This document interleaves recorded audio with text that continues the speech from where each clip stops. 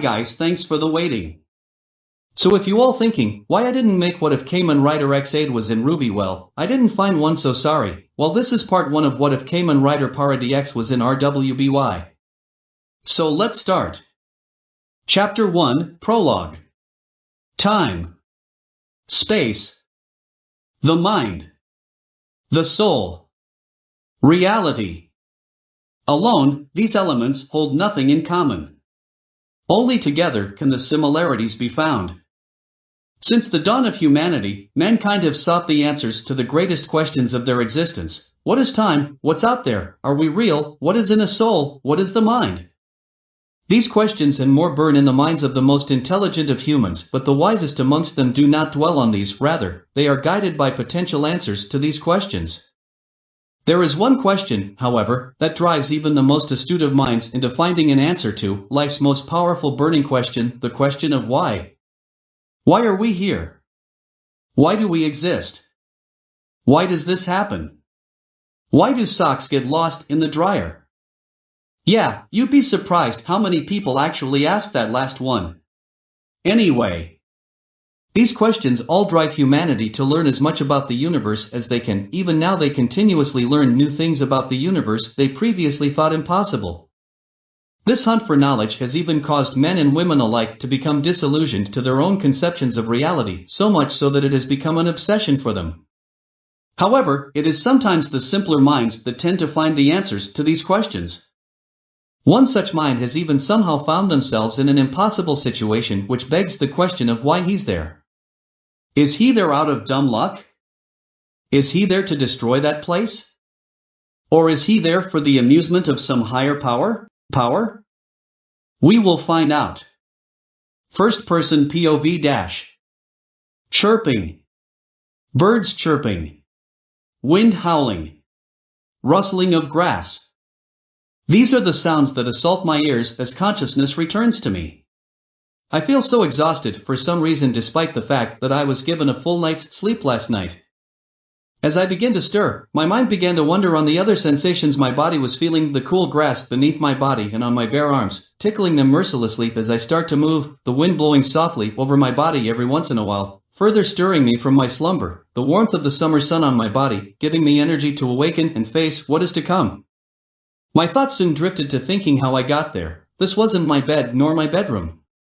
I struggled to do so, but I propped myself on my elbows with a groan of effort, gripping the grass in what was my open hand as added support. As I opened my eyes, everything appeared in a hazy fuzz that I just couldn't make anything out from. I propped my weight heavily on my right arm, which was still gripping the grass, and used the back of my left hand to wipe the sleep and water from my eyes, vainly trying to clear my vision. Eventually, I succeed to open my eyes and get a view of where I was, only to realize that where I am was far from the small house I came from. The view was, in a word, incredible. The first things I noticed were the clear, almost baby blue sky above the forest canopy and the tall, almost pure emerald trees of varying yet gargantuan sizes with their many branches swaying softly in the wind as it glides past them. As I look around above me, I notice small things such as the squirrels and birds that made their homes in the trees above, the bright yellow morning sun shining off in the distance as it nears the end of morning, and the incredible moon that beautifully reflected the sun's light with its shattered char. Wait a minute. A shattered moon. That is right, I kid you not. Before me was a moon thrice as large as the one I was familiar with, yet it was quite literally in shambles. There was no sign of what caused such a planetary cataclysmic event or even an explanation on how such an object could actually enforce its gravitational hold on the planet's oceans even in its devastated state. I felt like I had been staring at that moon for ages in shock and utter fear at what was before me, yet mere minutes passed as I continued to stare at what I thought was impossible. I just could not believe what was there and in front of me. The only thing I could think of to even hope to explain it was that I was somehow in a very vivid, lucid dream that I had no control over. I was tempted to pinch myself as I came to this thought, but another thought crossed my mind as I lowered my gaze at last to the ground in front of me. The bushes and grass, much like the trees, were also a very vivid emerald green that was just too beautiful to believe. I had never seen anything like this in person. In fact, the only time I had ever seen something like this was in RWBY. Oh crap baskets. I whispered to myself more than anything else within earshot as a single thought came to my head. I have somehow wound up in the world of Remnant and right smack dab in the middle of the Emerald Forest no less. I look up to the moon once more before I grow concerned, remembering what was lying in wait within these woods, the creatures of grim, terrible monsters of shadowy death, as far as I'm concerned, though if you asked a certain friend of mine, she'd swear they were hollows from bleach. Back to the matter at hand, I shook my head and decided to calm my mind, knowing what attracts the grim is fear and despair, before turning back to my surroundings. As I push myself into a sitting position, I notice only emerald green shrubbery in both the trees, the bushes, and the small plants and grass littering the forest floor. I notice only a few small animals like squirrels and birds in the trees and on the ground, and even a small bunny hopping into one of the bushes as I continue to look around, seeing only one or two rocks in my general vicinity. That all lost my interest once I saw something out of the corner of my eye, a blue and black rectangular piece of what I assumed was glossy plastic at first glance, with what appeared to be a yellow knob of some kind on the blue part of it. As I looked at the object, I noticed that there was an exceptionally colorful label on the side, which prompted me to investigate it further. I crawled closer to the object and began to notice more details in the actual object itself that I didn't notice before. It had a few screw-like moldings into the side of it where the label was, and as I got closer to it I noticed that it had a pair of buttons on what I was assuming the front of it just above where the knob was, and a black handle on the back. The label itself held a black border with a jigsaw puzzle background of pastel colors with some of the pieces missing. There was a small blue circle head on it that had a tuft of blue curled hair in between its yellow eyes and mouth as it stared out at presumably whoever looks at the label with what I can only describe as a deadpanning emo expression. This wasn't what caught my attention, however, it was what the label had on it that I could read that got my interest. On the top left of the label, right on the border, were the letters GD on it. On the bottom left were a bunch of random numbers in between hyphens from what I could see, but the words directly under the blue head was when I finally thought to myself, and no way, it can't be. Right there, in bubbly, capital, rainbow polychromatic technicolor, was the name of something I never thought I would wake up with. Perfect Puzzle. Chapter 2, Pilot Part 1. First Person POV-. I couldn't believe what I was seeing. There was no way that this was real. Yet here it was, laying on the grass staring me in the face as if it were taunting me, the gas hat gear duel. I mean, for heaven's sake, it's supposed to be fake, a toy out of a kid's show. Not that I actually had the toy, I mean I've seen the toy and whatnot, but I never had it, but this is just, I didn't know what to do. I stared at the gas hat for what felt like hours to me. I lost track of time completely as I stared at it in disbelief, awe, and oddly enough trepidatious fear. That's right, fear. I've seen what one of these kind of things can do to a normal human. I knew what would happen if I should even touch that thing, let alone use it. I was scared and amazed, but that fear soon took a back seat to my curiosity as I slowly crawled ever so closer to it. As I was within arm's reach, I stretched a hand out to it and touched it with an index finger, feeling a surprisingly cool metal instead of what I had assumed was plastic for the brief instant that I had touched it before pulling my hand away as if it were slapped. When nothing happened, I reached for it once more, this time placing all my fingertips onto it and feeling it. It was actually made of some kind of metal and not plastic like I had thought. I picked it up to get a good look at the sides I could not see, having seen enough of the perfect puzzle side of the gas hat. I turned it so the knob was facing me and saw that there was a black border label on the face as well, but it was split into two images. The first was what was seen on the perfect puzzle label, but on the right side of the knob, the left side, however, had what appeared to be a Ryu knockoff with reddish skin, red hair, hilariously long eyebrows, and a pair of red boxing gloves in front of a flaming background of red. Good God, that's a lot of red. The writing on it was in a flaming-styled orange text that read Knockout Fighter, which I had assumed was for the fighter gamer form. As I turned it around, I had expected to find a screw hole with panel lines along the outside of the label for Knockout Fighter to indicate a battery compartment, something to indicate that it was just a toy, yet I couldn't find them. I couldn't even find any speakers on it. I was starting to panic now. This was the real deal. As I bolted upright to a sitting position, I was very tempted to just throw this thing away, to get rid of it before something bad could happen, before a thought hit me, a thought that I so did not want to remember. Isn't this forest supposed to be crawling with Grimm? As soon as that thought hit me, I decided I had to act fast before any of the black creatures of hell itself came upon me. I had to use the gas hat gear duel before they smelled my fear of it. Hesitantly, I reached my free hand to the knob and, thinking it would be easier to learn to use, turned it so the perfect puzzle label was facing down to me. As I turned it, I heard an electronic noise that was, well, hard to describe. As soon as I finished turning it though, a strained voice called out from not the device, but all around me in a way. Perfect puzzle! As I turned behind me, I saw a holographic display of the game screen similar to the label appear behind me like a backboard. As it appeared, techno music began to play as disc-like objects began to fly out of the screen, which prompted my fear reaction to kick in as I crossed my arms and looked away to protect myself, with a new voice calling out once more, though this one was less creepy and more controlled, I guess you could say?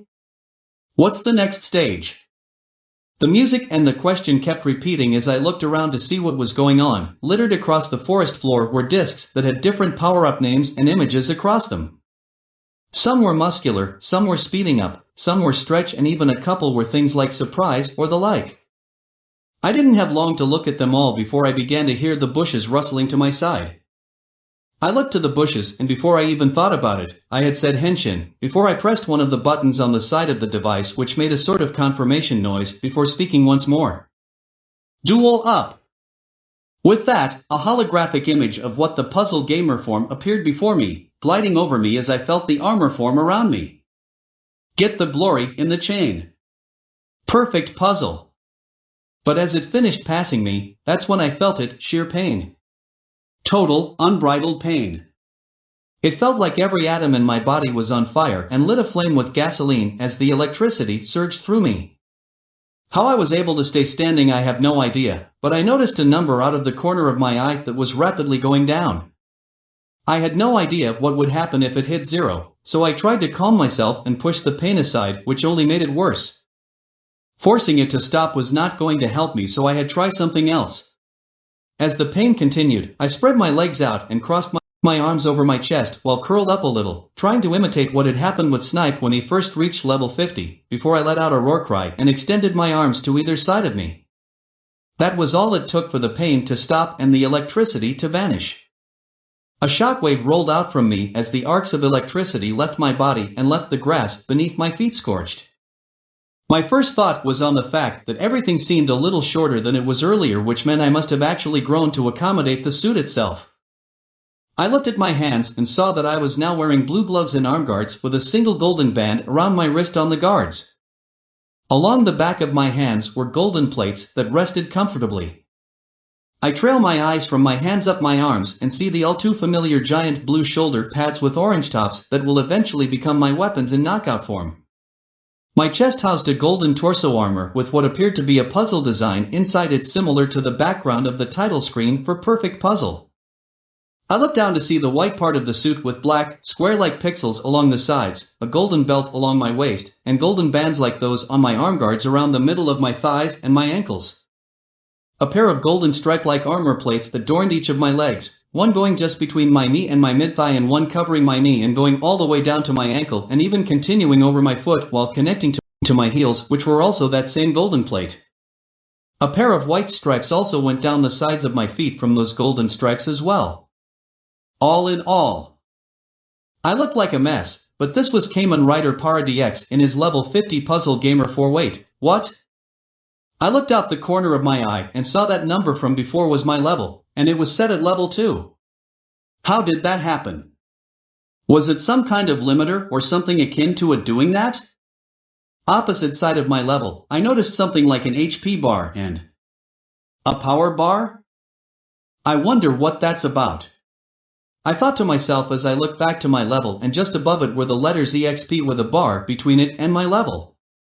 At least now I know what's going on, but before I could think any further on it, I saw what was rustling the bushes leaping out towards me. A pair of humanoid beasts with woven features, fur as black as pitch with ash-like wisps seeping from it, bow-like spines jutting out of their skin on their arms, backs and knees, hands and feet tipped with sharp, white claws, and bone-white masks adorning their upper maws and heads decorated with red designs, but their most disturbing feature was their eyes, yellow, glowing eyes that faded into an angry red. Bo wolves, the most common form of Grimm, had finally found me. Before I could fully come to terms that this was now real, and unlike with the Gashat Gear duel, the Beowulfs gave me no time to react as one of them dashed up to and clawed at me, essentially slapping me upside the head and into a tree. Gah! That hurt! I said to no one in particular as I shook my head of the cobwebs before rolling out of the way of another swipe, but as I escaped the attack, the other Beowulf swept at me and barely caught my chest plate and staggered me back a little. As I looked to my health, I noticed I had already lost 30% of it in those 2 attacks. Well, that's not good, I thought as I tensed up and looked back at the Grimm. I'll need to keep an eye on their actions. Doing so was about the best blessing in disguise I could have asked for as I started to backpedal away from their attacks in an almost skipping motion.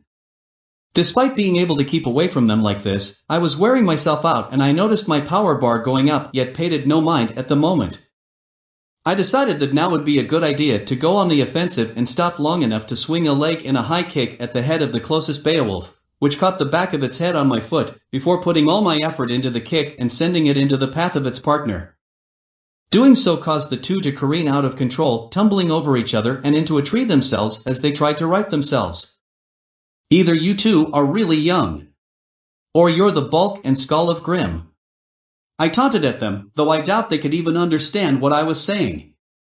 Even so, they must have at least known it was a taunt as the one that got plowed into its partner got up and ran straight for me.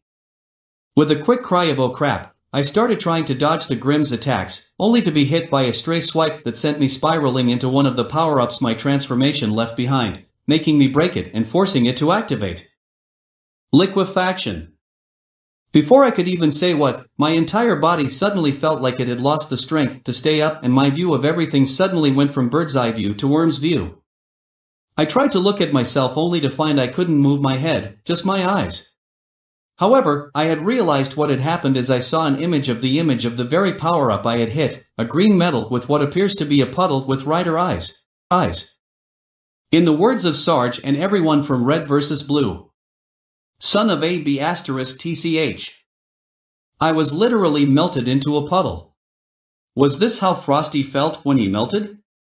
I could not think long on this as the Grimm recovered from its own shock and made to swipe at me. I braced myself for the incoming hit, but felt nothing even though I heard a splash. I look at my health and see it only dropped another 5% from that swipe I took earlier and nothing more. The Beowulf looked just as confused before resuming its attacks, desperate to tear me apart despite not being able to do so. What happened next I couldn't really help. Ha! I laughed. You can't hurt what you can't touch, now can ya big bad wolf. With that one taunt, I had invoked Murphy's Law. The law that dictates that anything that can go wrong will go wrong. I felt my body solidifying once more and forming into its old shape before being backhanded by the Beowulf and sent tumbling down a hill. Skidding to a halt as I gripped the ground and pushed my feet into it to stabilize myself, I looked to my health again, saw it dropped another 5% and began to compile my thoughts together. Okay, so I have the power to take these guys on, but if they knock me into an actual object like a tree or something, they can do way worse damage to me. I concluded before glaring back up the hill at the Beowulfs that were then beginning to prowl the hilltop waiting for my move. If that's the case, I need to finish them up as quickly as I can. The thing is, they have speed over me as well as numbers, but not smarts or damage, so I have to dash. I notice a couple of power UPS just to my right that I recognized as the stretch and speed up items, as the stretch item was a pale pink metal that had the image of a rider's arm stretching up and outward, while the speed up was a yellow metal with the image of a rider running. If I could chain those two together, maybe. I began to think, just maybe I can actually pull off a powerful attack I can use to finish them. With my plan in mind, I looked up at the Beowulfs, who finally grew tired of waiting and started to run down the hill at me in a full gallop. That was all I needed. Alright, hellhounds. Game on. I ran to them only to turn a sharp right and dodged their attacks, which collided with each other and caused them to roll to where I had been at the bottom of the hill. Using my momentum, I climbed to the power-ups and slammed a fist through each of them, shattering them instantly. Speeding up. Stretch. With that, I turned back to my assailants and pulled my fists back as they rushed back up to me in a blind fury. With a war cry, I threw a single punch that caused my arm to stretch and shoot out like a bullet from a gun and slam into the head of one of the Beowulfs while the other looked on in shock and confusion, which gave me a chance to also hit it with a punch similar to my first one but hitting its chest instead. I threw more and more of these punches until my hands and arms became blurs and after images of yellow and blue as a flurry of fists pummeled into the Grim. Before long, I threw one final pair of punches that sent the beasts flying backwards and into a tree and a rock respectively. With that, I smirked under my helmet and reached for the gas hat gear duel saying, "Time to finish you dogs off, wait." I tried grasping for the gas hat gear duel again only to find it wasn't there. Where is it? I thought as I frantically looked around for it before looking back up the hill as realization dawned on me I had dropped it when they first attacked me. As soon as that thought hit me, I heard the power down sound go off as my armor vanished, leaving me vulnerable to anything and everything with intent to kill. Worst rider ever. I looked back at my attackers to find, much to my relief, that they were still recovering from the short beating that they took earlier, so I took my chances and ran back up to the top of the hill and looked all over for the gas hat. I looked around trees, I looked under rocks and stones, I even stuck my head in bushes to see if it went flying into one. I couldn't find it anywhere. Then as luck would have it, I heard something snap before something heavy clocked my head.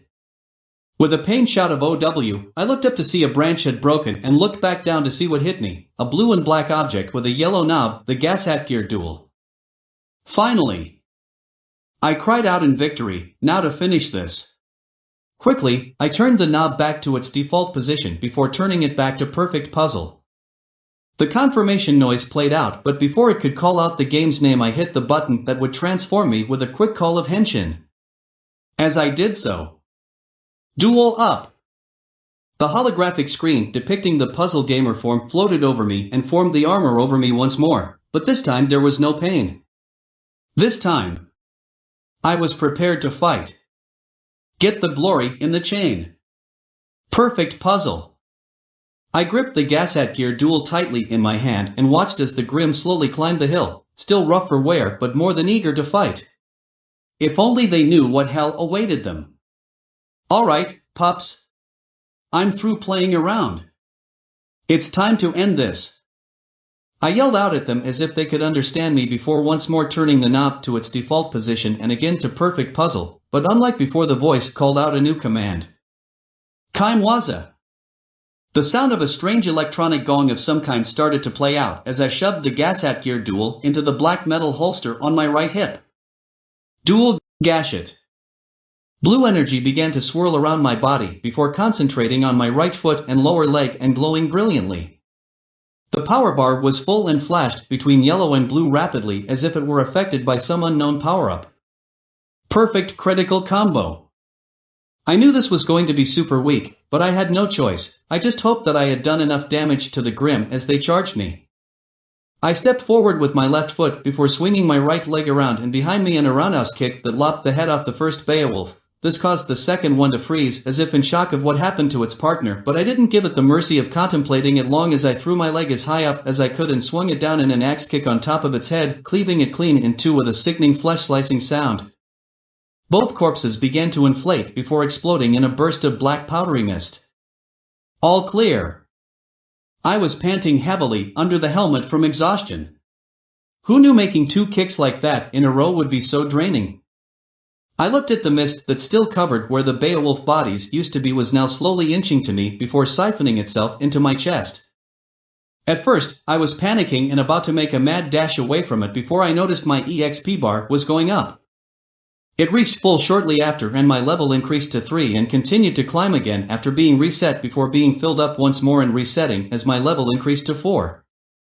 The bar continued to fill up again but this time stopped just shy of 1/4 of the way through, marking the end of the EXP I just gained from killing those Grim. Guess I know how to gain my lost levels now. I thought to myself as I heard the Game Clear music playing, but instead of Game Clear it gives a different announcement. Level up! I noticed that it was not kicking me out of my rider form so I continued to look myself over to see if anything changed. The only thing I noticed was that my health was back to full and my power bar was now completely empty. Curiously, I pulled the gas hat gear duel to see if I could change into my fighter gamer form, but then this happened. Gashoon! I couldn't fight it. I sniggered and chuckled as I tried and failed to hold back my laughter. Every time I heard the gas hat in the show make that noise, I just couldn't help but think that it was some buff, super manly man saying that as he was sneezing and was still trying very hard to be manly about it. After letting it out, I simply inhaled and exhaled before looking at the gas hat gear duel once more, thinking this is going to be a long adventure, isn't it? Before I turned the knob to its default setting and then to the Knockout Fighter side. Knockout Fighter. Behind me, I looked to see the title screen of Knockout Fighter appear as heavy metal music began to play with a simple chant playing over and over with the music. The strongest fist. Round 1. Rock and Fire. I pressed the button with a silent dihension before placing the gas hat back in the holster. Duel up. I felt a sudden push against my back as the knob on it turned and felt my helmet pulling an exorcist before I felt my weight shift from my shoulders to my forearms. I looked at my arms and saw that the shoulder pads had now been moved over my hands and now were red along with yellow flames along the knuckle part of the makeshift boxing gloves and going up them to my elbow. My blue gloves were now red and my new shoulder pads were angular golden shapes with a red and rounded underguard with simple flame designs on them. Explosion hit. Knockout Fighter. The announcement was all I needed to confirm that I had attained my fighter gamer form. I looked at my stats and saw only one power-up slot was available, as per my expectations, and looked to my level and EXP bar. Only to find the bar was empty and my level was once more 2. Great! I thought in annoyance, I now have to level up both forms individually. This is going to be one hell of a grind. As I said this, I was startled as a lone Beowulf popped out of the bushes and prepared to swipe at me. However, my fear-driven instincts kicked in as I let out what was arguably a girlish yelp before slamming one of my oversized fists into it, which sent it flying into a tree. And exploding it on contact with said tree. I was shocked. No, shocked was too much of an understatement. I was utterly flabbergasted at what just happened. Through my helmet I stared at the spot where the Beowulf hit the tree, completely ignoring the black mist that glided into my chest as well as the rising EXP bar, but what I couldn't ignore was hearing the announcement for leveling up and see I was now level 3 and had little over 70% of the EXP required to hit level 4. I literally broke down as I gave out a few groaning sobs before punching myself in the face. KO. Shut up. To be continued.